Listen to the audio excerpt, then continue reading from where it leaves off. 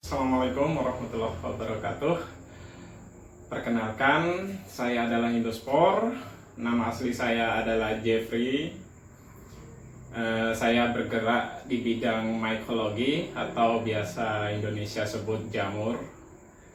Nah, di video kali ini saya ingin menerangkan bahwasanya apakah itu kultur jaringan, di mana kebanyakan kita jamur paling mudah yaitu dengan cara kultur jaringan. Sangat sedikit atau bahkan hampir belum sependek pengetahuan saya belum ada yang mampu untuk mengembangkan jamur secara sporanya. Jadi dengan cara disemai. Jadi yang termudah adalah dengan cara kultur jaringan. Nah, apakah itu kultur jaringan? Kultur jaringan adalah di mana kita mengambil sebuah sel dari sebuah tanaman, ditanam pada sebuah media, pada umumnya adalah media PDA. Ditanam pada sebuah media, maka sel tersebut akan mengembang, akan menyerap makanan nutrisi dari media tersebut sehingga dia akan membentuk sebuah sel yang komplit kembali. Masya Allah, luar biasa bukan? Nah, jadi sifatnya kultur jaringan, sifatnya dia memang betul, dia adalah mirip atau sama dengan apa yang dia eksplan, apa yang cloning dia ambil.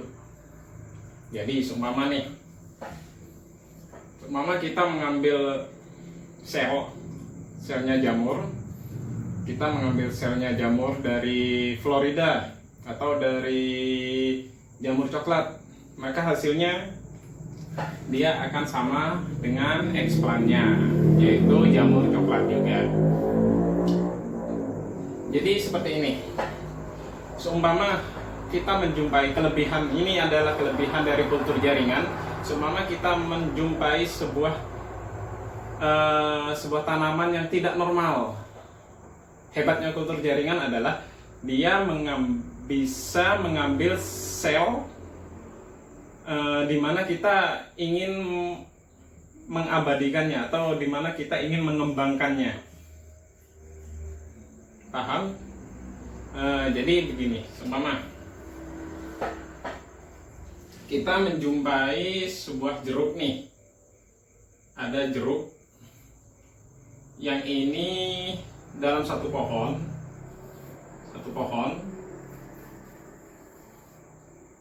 jeruk, ada buahnya.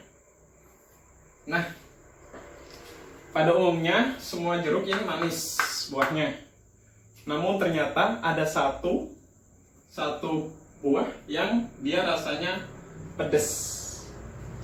Tidak normal bukan? Dia pedas. Sedangkan yang lainnya manis. Nah, untuk kita seumpama kita ingin mengembangkannya, kita bisa mengkloning dari sel yang rasa tidak normal tersebut, sehingga dia akan menduplikasi sesuai dengan sel yang dia ambil. Seumpama kita mengambil dari sel jeruk ini, kita tanam,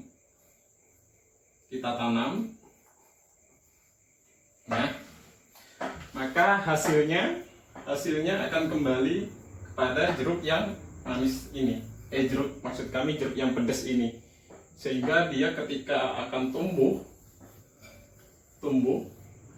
dia akan berupa pedas semua sesuai dengan apa yang kita tanam. Nah, sampai di sini paham? Coba saya kembangkan lagi. Kenapa dia bisa demikian? Karena seumpama nih kita jumpai jeruk yang manis. Kenapa dia manis? Karena dia mengandung komposisi sel yang seumpama simpelnya lah, selnya cuma terdapat ada 3, A, B, C. Sehingga dengan komposisi sel yang seperti ini, dia akan berasa manis. Nah, seumpama kita mengambil sel yang tidak normal, yang pedas maksud kami, dia boleh jadi hanya mempunyai A dan B. Dia tidak mempunyai sel yang C. Tidak mempunyai sel yang C, makanya dia berasa tidak sama dengan yang manis yang pada umumnya, yang pada normalnya.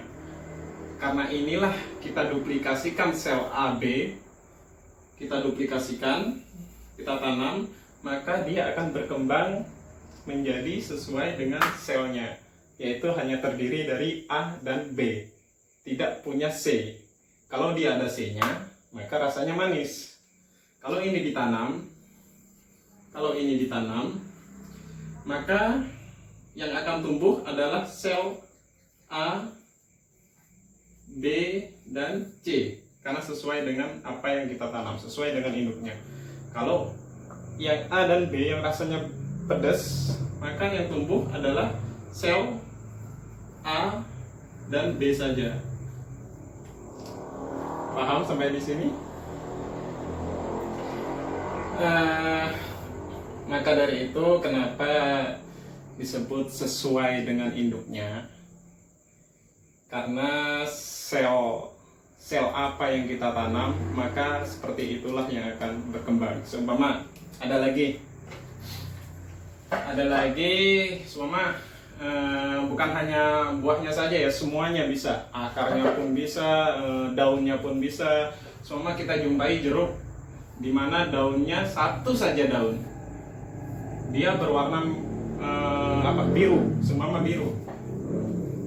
Ya mungkin penjelasannya sama dengan ini, yaitu kalau hijau dia terdiri dari ABC komposisi selnya. Sedangkan ada satu yang berwarna biru, dia kombinasinya hanya A dan B, makanya dia berwarna biru. Seumpama kita tanam daun yang berwarna biru tersebut, kita tanam, maka akan tumbuh sel yang tetap sesuai dengan apa indukannya. Paham sampai di sini? Jadi sependek pengetahuan saya, jamur apapun itu,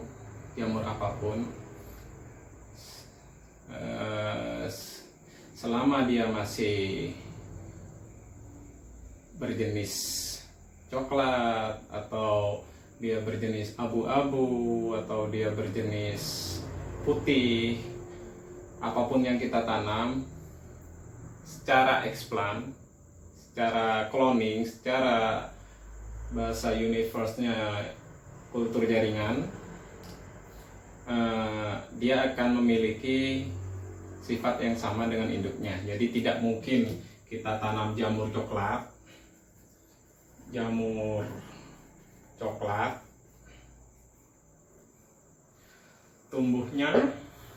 tumbuhnya menjadi jamur putih. Jadi nggak mungkin, karena selnya sudah berupa jamur coklat. Jadi apa yang bisa merubah dari cuma kita tanam tidak sama dengan hasil induknya, yaitu adalah biji. Biji itu sifatnya adalah random. Dia belum tentu semua biji, semua kita tanam sporanya jamur, jadi seluruh biji itu belum tentu sama dengan induknya. Boleh jadi satu biji ini kualitasnya rendah, boleh jadi satu biji ini punya sel yang berbeda.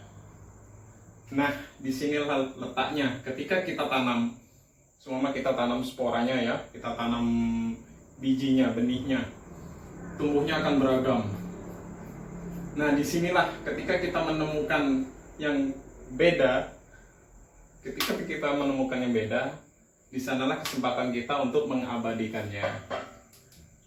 Paham sampai di sini? Alhamdulillah.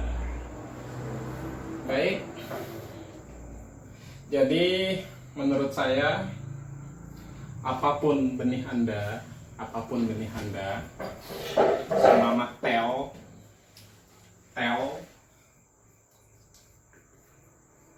itu adalah tanam, eksplan langsung.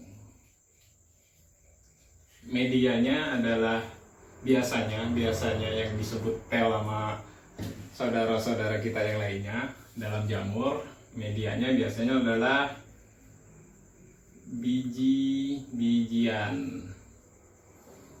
Jadi eksplan jamurnya diambil, dieksplan, langsung ditanam ke biji-bijian tanpa melalui PDA. Mereka menganggap, ada sebagian orang menganggap dia akan berbelok dari induknya. Sebenarnya yang berbelok dari induknya itu adalah biji benih, biji jamur. Kalau dalam buah-buahan biji, jelas biji ya, kayak jambu biji, jeruk biji, dan jamur spora. Yang bisa berbelok itu adalah spora. Jadi kalau selama kita menggunakan teknik eksplan, itu adalah cloning. Jadi dia sifatnya akan menduplikasi sel apa yang kita tanam. Jadi media PDA maupun biji-bijian itu tetap, selama kita mengambilnya dari eksplan, tetap akan bersifat sama dengan induknya. Bukan berarti PDA ini adalah kultur jaringan, bukan. PDA sendiri bisa pakai biji. Contohnya paling banyak di Indonesia nih ya, itu yang dipakai PDA sebagai semai, biji dimasukkan untuk penyemaian, itu adalah biji anggrek. Benar? Anggrek. Jadi PDA nih, media PDA ini ditaruh biji-biji anggrek sehingga mereka akan disemai. Kalau kita sebut itu adalah semai, mereka akan tumbuh juga. Nah, pertanyaannya, apakah ini sifatnya sama dengan indukannya? Tidak, karena biji sifatnya adalah random. Dia bukan cloning, jadi dia sudah berbentuk kompleks. Jadi random sifatnya dia.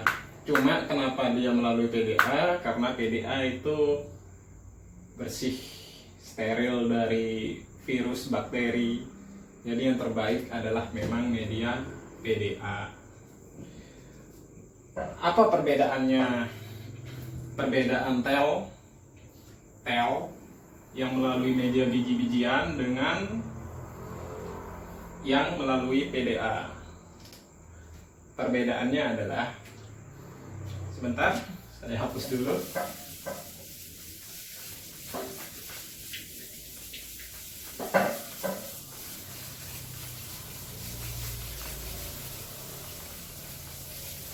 Oke, cukup saya rasa. Perbedaannya adalah dari segi kualitas dari nutrisi. Jadi kalau PDA sudah tidak kita ragukan lagi bahwasanya dia nutrisinya sangat tinggi, dan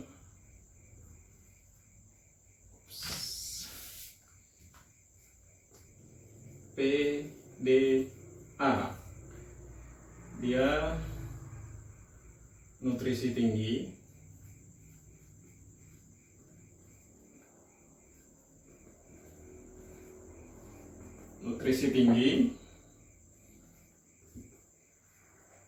stereo. Jadi emang sangat bagus untuk perkembangan perkembangan dari sel tanaman. Sedangkan untuk tel dia medianya adalah biji-bijian atau sembarang lah ya, serbuk kayu juga bisa. Yang jelas bukan PDA, namun pertanyaannya adalah seberapa tinggi nutrisi dari tel ini, seberapa tinggi, apakah menyamai tinggi nutrisi dari PDA?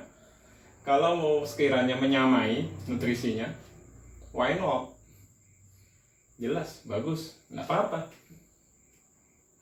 Asalkan memang atau lebih tinggi lagi dari PDA, nggak apa-apa. Oh iya, ini satu lagi, murni. Dengan murni ini akan lebih mudah untuk mencerna, akan lebih mudah, akan lebih sempurna, akan lebih cepat. Jadi tel, seberapa tinggi nutrisi Anda? Jadi bedanya ketika sumama ini ternyata lebih rendah nutrisi, tel low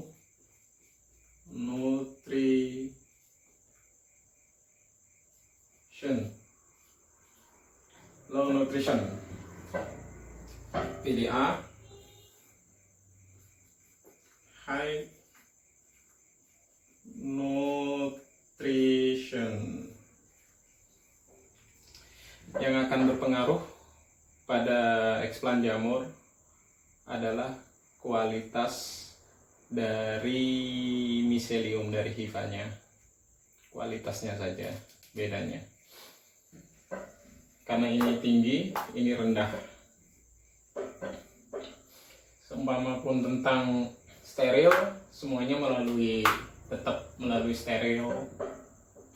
Jadi kalau murni, ini tidak murni, sedangkan maksud kami yang tel ini tidak murni, sedangkan yang ini murni. Maksudnya murni itu adalah sederhana,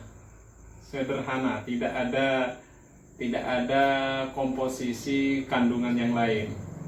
Jadi lebih simple, dia akan lebih cepat, lebih simple. Nggak ada yang lain-lainnya yang perlu dicerna lagi. Mama lagi. Yang dibutuhkan untuk perkembangan eksplan adalah A, B, dan C. Ini dalam satu kesatuan media, yaitu PDA.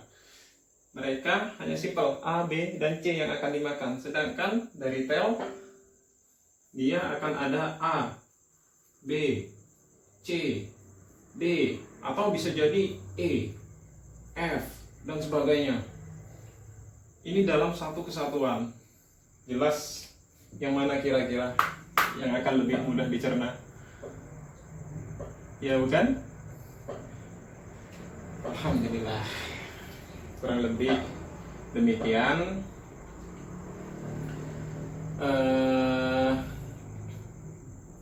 Yang penting apapun pendapat Anda, kita saling menghormati. Bila ada sebuah perbedaan, semua pengalaman juga berbeda-beda. Bisa jadi menurut saya pengalaman A itu lebih baik daripada B.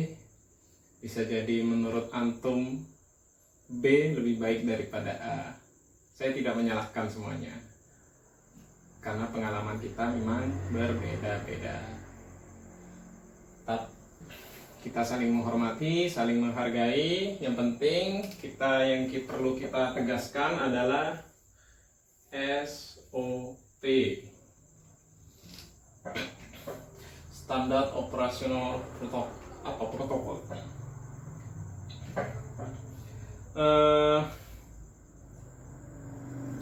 Kita lakukan sesuai SOP saja, seperti kita pakai alkohol itu untuk menghindari bakteri, kuman, pakai Bunsen, pakai kalau bisa pakai laminar, atau kalau tidak ada laminar kita bisa pakai glove box atau pakai ruangan khusus tentunya. Pak, saya nggak pakai apapun, lancar-lancar saja. Berarti antum hebat, sakti antum. Saya nggak bisa masih seperti itu. Karena memang dari dunia kedokteran saja, udara yang kita hirup itu adalah lautan bakteri dan mikroba, jamur juga termasuk.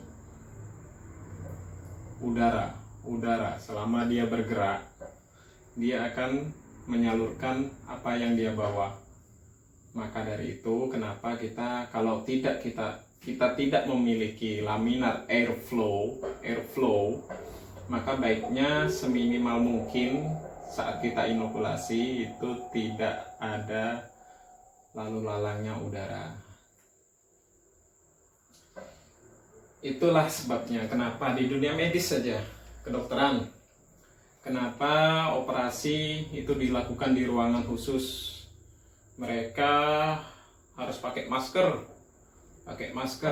semprot alkohol mereka, karena mereka paham bahwasanya udara itu adalah lautan kontaminasi. Jadi seumpama kita keberatan nih pakai SOP, kenapa keberatan? Toh dia baik untuk kita. Kita pakai alkohol supaya tidak ada bakteri di tangan kita, pakai masker supaya hembusan nafas kita tidak menyalurkan kontaminan yang lain. Ya bukan? Capek ya kalau sesuai SOP ya. Jadi saran saya, kalau antum meyakini bahwasanya hidup di dunia ini hanya sementara, sedangkan akhirat itu kekal selamanya, kenapa antum tidak mau bersabar untuk menunggu, bersabar untuk beribadah dengan benar kepada Allah hingga waktunya tiba? Toh hidup kita hanya sementara. Kalau Anda merasa capek dengan SOP, kenapa Anda tidak capek dengan wudhu? Apakah Anda juga capek dengan wudhu? Atau bahkan capek dengan sholat? Padahal itu baik untuk kita. Kenapa tidak? Kenapa tidak? Allah menyuruh kita untuk wudhu, menyuruh untuk sholat. Itu bukan untuk Allah, itu untuk kita. Kebaikannya akan kembali kepada kita. Jadi sesuai dengan SOP, kenapa kita tidak bersabar untuk melakukan SOP? Dia baik untuk kita dan kebaikannya akan kembali kepada kita. Jadi bersabarlah. Jadi tausiah ini ya. Oke, sekian. Kalau ada pertanyaan boleh komen di video ini. Semoga bisa penjelasannya yang lumayan berapa menit tadi, lumayan panjang sih. Semoga bisa menjelaskan apa itu kultur jaringan. Cukup sampai di sini. Terima kasih atas waktunya. Subhanakallahumma rabbana wa bihamdika asyhadu an la ilaha illa anta astaghfiruka wa atubu ilaik. Assalamualaikum warahmatullahi wabarakatuh.